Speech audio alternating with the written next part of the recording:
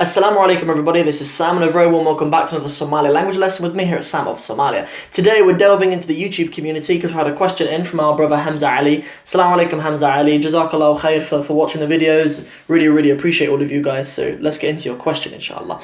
So Hamza Ali asks, and I'll summarise, he has a question for myself and also for the wider Somali community, and that is, why is it that a Somali-speaking person might find it difficult to read and write Somali?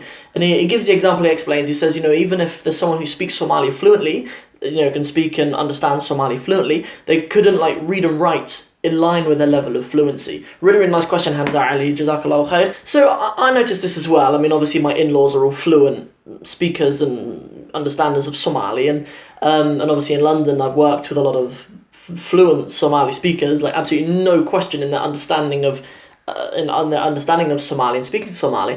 But when it comes to the writing, and even in the comments, because in the YouTube space and the social media space that I'm in, a lot of the Somali that I engage with you guys is what's typed, and I notice a lot of mistakes in the typing of Somali and in the writing and the reading of Somali. So it's definitely true.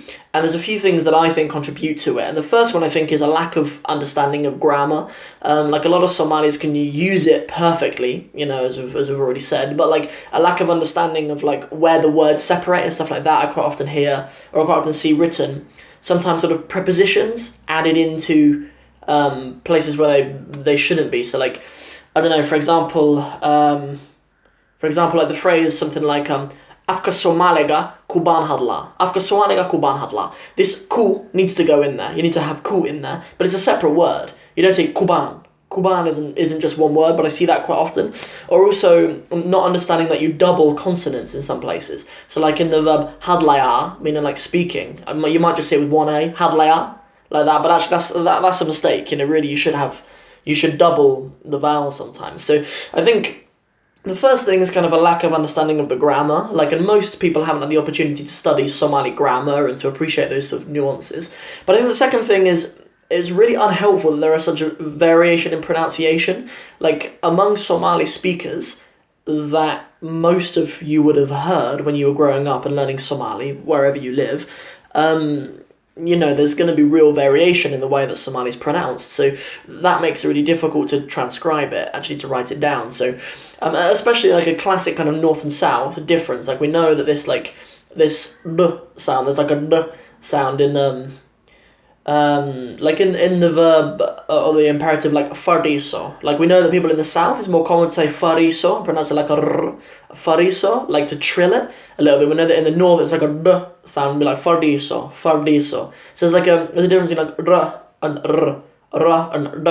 And actually both of the spellings I think are valid, but that might be a reason why there might be some confusion in the spelling of it, just because there's a variation in the pronunciation of them as well. And I think probably the thing that's even more common than that, and is even more confusing for me as well for that, is vowels being pronounced differently. In English we do this loads, our vowels are pretty much entirely interchangeable.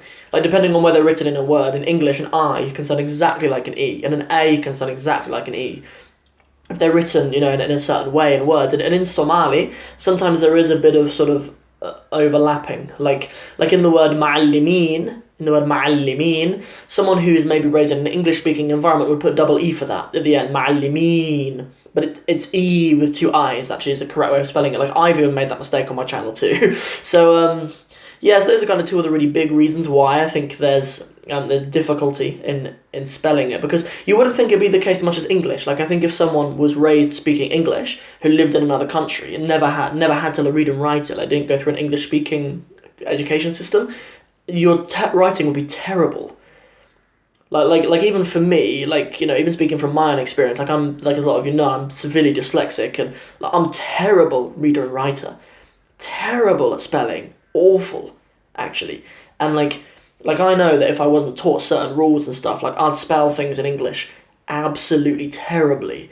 But that makes sense in English, because English isn't a directly phonetic language. But even though Somali is, what you write in Somali is pretty directly correlates with what you say. But even though that is the case, there's still some things that are difficult, that are made difficult by the two things above, that I mentioned: lack of understanding of grammar and unhelpful variations in pronunciation. So that's me kind of weighing in on it. Obviously, this question from my brother Hamza Ali was a question sort of out to the Somali community as well, which obviously doesn't include me.